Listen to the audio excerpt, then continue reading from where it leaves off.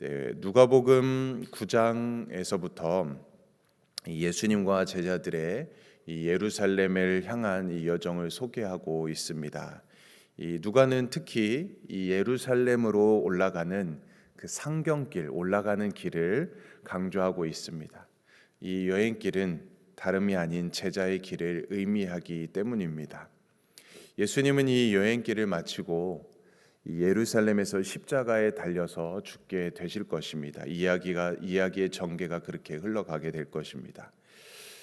그래서 이 제자의 길도 이 십자가의 길이라는 것을 말씀해주고 있는 것입니다. 이 제자도는 곧 십자가를 향해 나아가는 길이다라는 것이죠. 자, 그래서 누가는 바로 이런 제자의 길을 강조하고자 예루살렘으로 향하는 이 길에서 이 길에 있던 일들을 자세히 보도를 해주고 있는 것이죠. 자, 그래서 이제 오늘 본문은 그 중에 이 베레아 지역이라는 곳이 있는데요. 그 지역에서의 마지막 이 예수님의 가르침을 우리에게 말씀해주고 있습니다.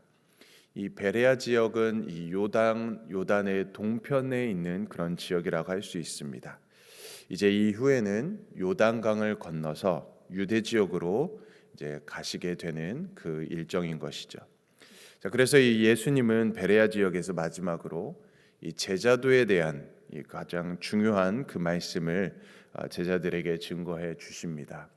그래서 오늘 이 본문의 1절과 2절의 말씀을 먼저 보게 되면은 이 형제를 실족하지 않도록 조심하라라는 그 말씀을 전하고 있습니다.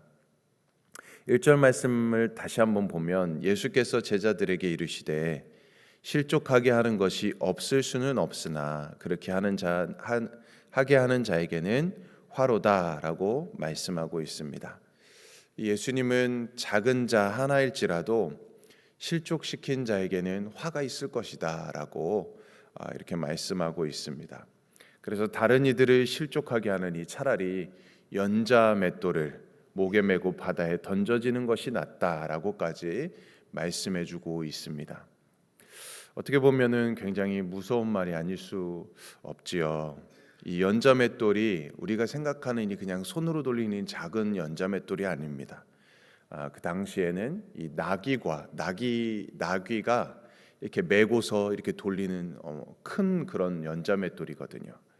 그래서 실제로 이 고대 시대에 그 고대 세계 당시에 실제로 이 가족을 죽인 원수나 또 내란을 일으킨 자들을 처형할 때 이 커다란 이 연자 맷돌을 매달아 가지고 바다에 이렇게 던졌었다고 합니다. 그러니까 예수님은 이러한 처형 방법을 비유로 든 것입니다. 그러면서 다른 사람을 실족시켜서 넘어뜨리느니 차라리 내가 고통을 당하고 내가 죽는 것이 낫다라고 말씀하고 계시는 것입니다. 자, 그만큼 다른 사람들을 실족하지 않도록 주의하라는 것이죠. 참고 인내하고 또 나를 죽여야 한다라고 말씀하는 것입니다. 그러므로 우리는 무슨 일이 있어도 함께 믿음 생활하는 지체나 또 우리의 자녀들이나 그들에게 우리는 실망하게 하지 말고 실족하게 하는 일이 일어나지 않도록 우리는 각별히 주의해야 되겠죠. 특별히 또 교회에 새로 들어온 그런 새신자들에게도 더 주의해야 될 것입니다. 모본이 돼야 되겠죠. 그들을 실족하게 하면 안 되는 것입니다. 그래서 예수님은 이 형제가 실족하는 일이 없도록 하기 위해서는 책망과 용서가 적절하게 이루어져야 함을 말씀해 주고 있습니다. 3절 말씀을 보면 너희는 스스로 조심하라. 만일 네 형제가 죄를 범하거든 경고하고 회개하거든 용서하라 라고 말씀합니다. 형제를 실족하게 하지 않게 한다고 그의 잘못을 보고 또 그냥 넘어간다면 역시 그것도 형제를 실족하게 만드는 일이 되고 만다는 것입니다. 물론 섣부른 판단으로 그를 질책하거나 경계해서는 안 되겠지만 그가 잘못된 일을 저질렀을 때 그 저지른 일을 보고도 그냥 방치해서는 또 안 된다라는 것을 또 말씀해 줍니다. 그렇지 않으면 그는 육신뿐만 아니라 영혼까지 심판을 받을 수 있기 때문이다라는 것입니다.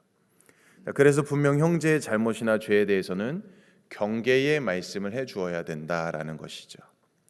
자, 그렇지만 거기에는 분명 어떤 마음이 동반되어야 될까요?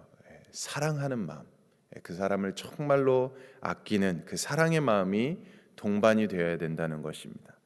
그래서 언제든 그가 뉘치면 그를 용서해 주라는 것입니다. 자, 4절 말씀에 보면 만일 하루에 7번이라도 내게 죄를 짓고 7번 내게 돌아와 내게 회개하노라 하거든 너는 용서하라 하시더라.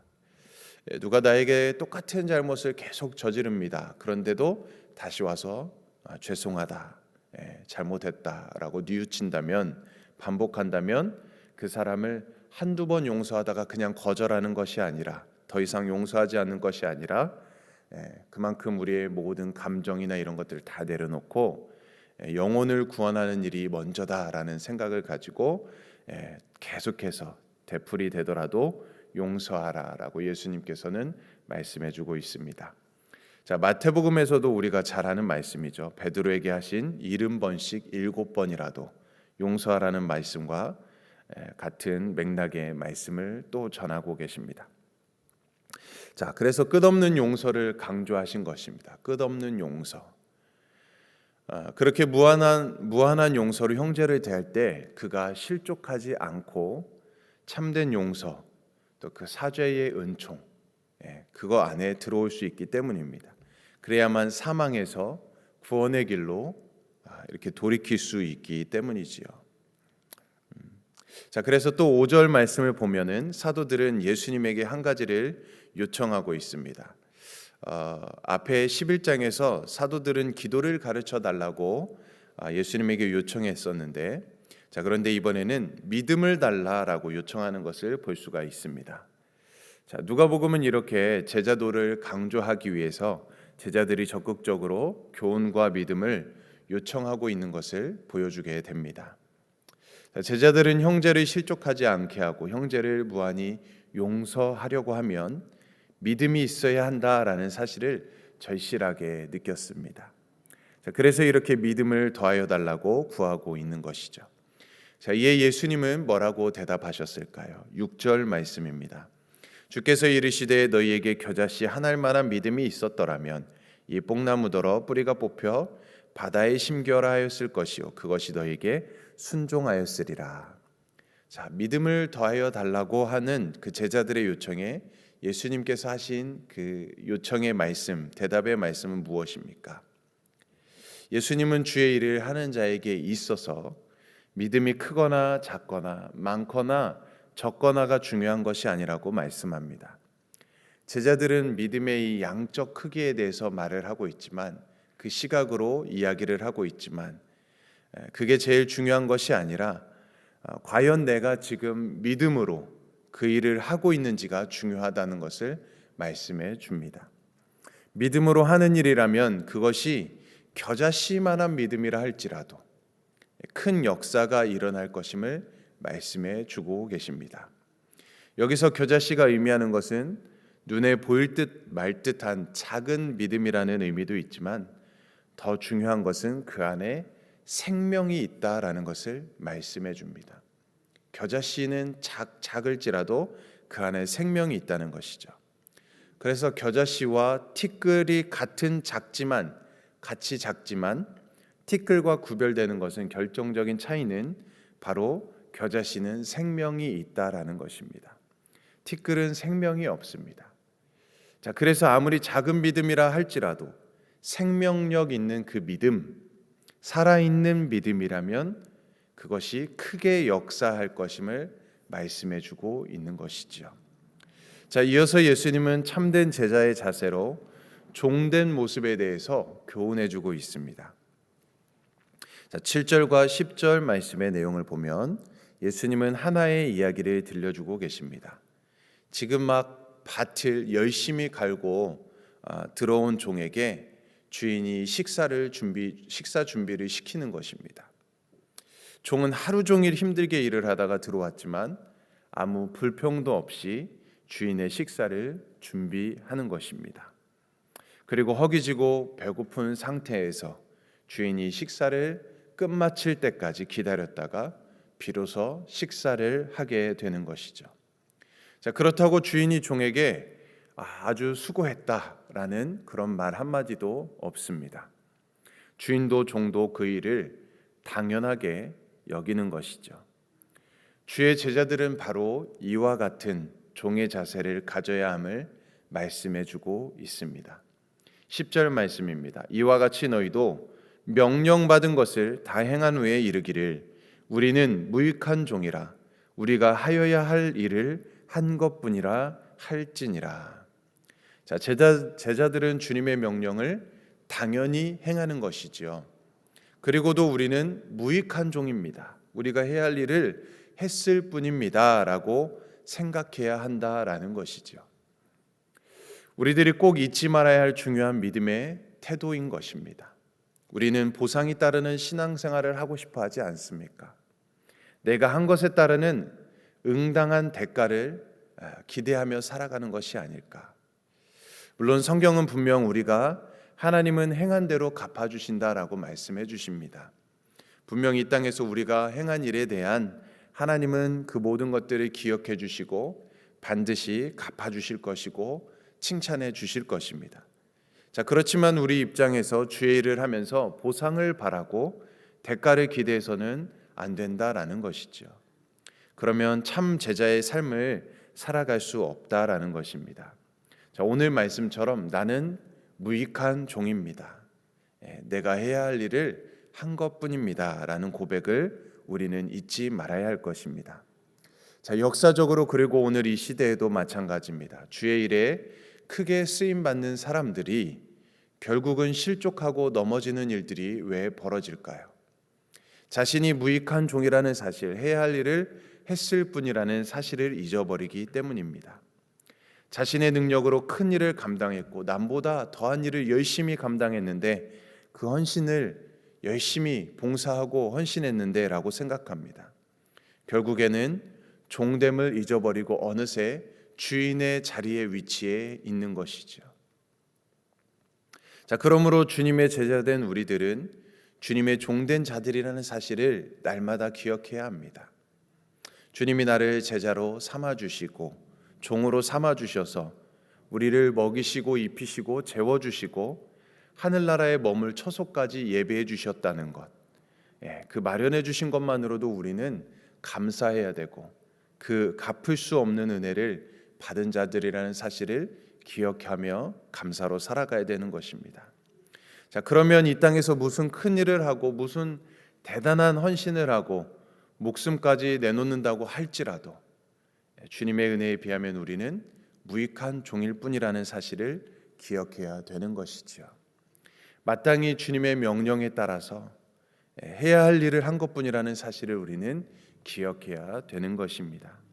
자, 그러므로 오늘 이 제자도에 관한 교훈을 따라서 형제를 실족하지 않는 그 사랑과 용서를 실천하고 또 생명력 있는 그 믿음의 삶을 살아가며 또 그럼에도 불구하고 늘 주님 앞에 겸손하게 우리는 무익한 종임을 고백하며 더욱 주님의 참된 제자로 살아가는 저와 여러분들이 되시기를 주님의 이름으로 간절히 축원드립니다.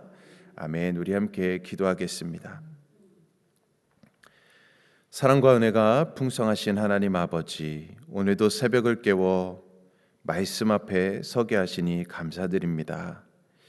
주님, 우리 주위에 실족하게 하는 일이 없도록 우리가 늘 깨어있게 하시고 나로 인해 누군가가 넘어지지 않도록 우리의 언행과 우리의 삶을 주의 깊게 돌아보는 자가 되게 하여 주시옵소서.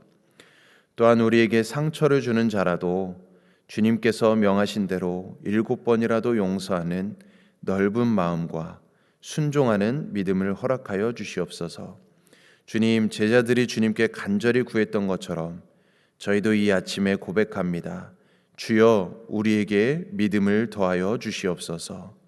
우리의 연약한 믿음을 강하게 붙들어 주시고 겨자씨만한 믿음이라도 주님의 능력에 뿌리내릴 수 있도록 도와주시옵소서. 하루를 살아가는 동안에도 주님 앞에서 마땅히 해야 할 일을 감당한 무익한 종의 자세로 겸손히 살아가게 하여 주시옵소서. 사람의 인정보다 주님의 기쁨을 구하는 진실한 섬김의 사람 되게 하여 주시옵소서. 이 하루도 모든 것을 주님 앞에 맡겨드립니다. 우리의 생각과 우리의 말과 행동이 주님을 기쁘시게 하며 믿음으로 살고 용서하며 섬기는 삶이 되게 하여 주시옵소서. 감사드리며 예수님의 이름으로 간절히 기도드리옵나이다. 아멘. 오늘은 우리 남아공 김종석, 정춘덕, 곽용섭, 박정진, 안성준, 김현정, 세네갈의 조항수, 조신영 선교사님을 위해서 함께 기도해 주시고 우리 썸머스쿨을 위해서 기도해 주시기 원합니다. 하나님 은혜 가운데 이제 5주차를 잘 또 보낼 수 있도록, 또 내일은 필드 트립을 나가는데 또 안전케 하여 주시고, 또 이제 얼마 남지 않았습니다. 다음 주면은 썸머스쿨도 마무리가 되는데 모든 시간을 통해서 또 하나님 은혜가 풍성케 하여 주시고, 참여하는 모든 선생님들과 또 자녀들을 주님께서 강건하게 붙들어 주시도록 주님의 은혜를 함께 해주시도록 기도해 주시기 원합니다. 또한 우리 육신의 연약함으로 고통받고 있는 분들을 위해서도 기도해 주시기 원합니다. 특별히 우리 김희균 전도사님 다음 주 월요일에 또 눈 수술을 앞두고 있는데 또 강건하게 또 모든 수술 진행되는 가운데 또 주님의 손길로 인도해 주시도록 또 기도해 주시길 원하고, 또 다른 또 연약한 지체들을 위해서도 함께 기도해 주시기 원합니다. 또 우리 모든 교회 사역을 위해서도 이 시간 우리 기억하면서 우리 또 개인과 가정과 우리 각자 직장을 위해서도 우리 주님의 이름으로 몸을 치며 간절히 기도하겠습니다. 주여